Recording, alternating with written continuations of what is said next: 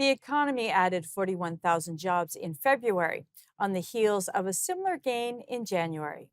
StatCan reports that the unemployment rate ticked up to 5.8% as employment gains continued to lag strong population growth. Job gains were spread across several industries in the services producing sector, with the strongest employment growth in accommodation and food services.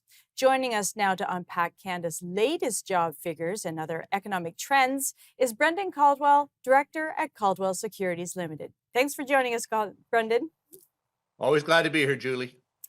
So let's discuss the job numbers from Friday, specifically the split between government jobs added and private sector jobs lost.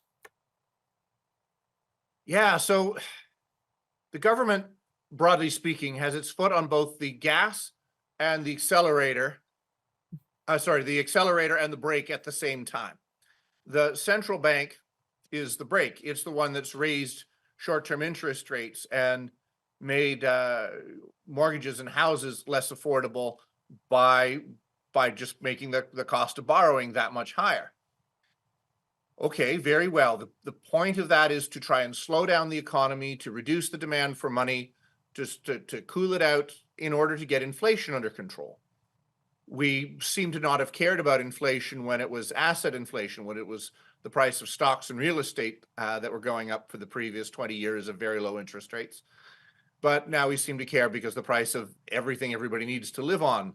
And if you look at the food banks, they're lined up right around the corner. So, okay, let's try and get inflation under control. So that's the central bank. But the federal government, on the other hand, and governments actually at all levels, have been doing everything they can in terms of fiscal spending to keep the party going, so that the punch bowl that the central bank is trying to take away, the governments at all levels, federal government, provincial government, municipal, are hiring and hiring and hiring and spending more and more money in order to make sure that none of the effects, or as little of the effects, of higher interest rates are actually felt. What that's meant is that while the the unemployment number has stayed fairly low, it's meant that that's come at the expense of actual businesses being able to employ people. Instead, the government has been employing more and more and more people and spending more and more money to do so. It's creating an interesting conundrum, having your foot on the accelerator and the brake at the same time. So, what do you make of the reporting that Canadians are paying excessive bank fees? Well, you could substitute industry here. We are a very small country population-wise.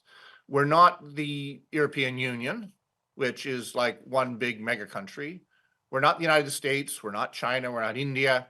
We're a country of 40 million people, which is fine. It wouldn't be an insurmountable problem if it were not so geographically spread. So we're the second largest nation geographically, but I don't know, 39th in population, give or take. And we want to have our own industries in everything. And in fact, our local companies dominate the day-to-day services we receive: banking, cable, airlines, trains. It's not a bad thing to have dominant Canadian companies, but these oligopolies in various areas, like any oligopoly, do have an ability to maximize profits because there isn't the same robust competition in any of these areas.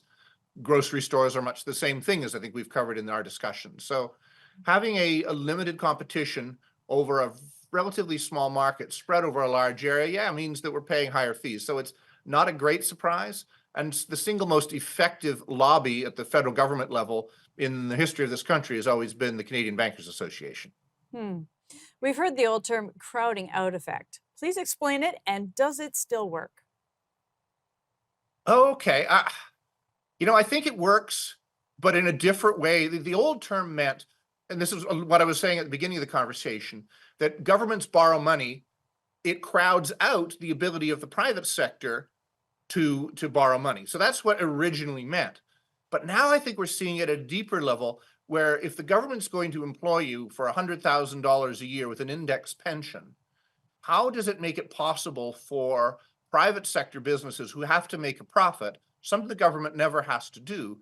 How does a private sector employer compete with that to hire somebody to do a similar sort of job, administrative, what have you.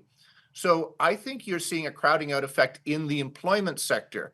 Now, whether this is intentional or an accidental byproduct by the governments at all levels remains to be seen, but it makes it more difficult. And I think the numbers you quoted at the beginning bear it out.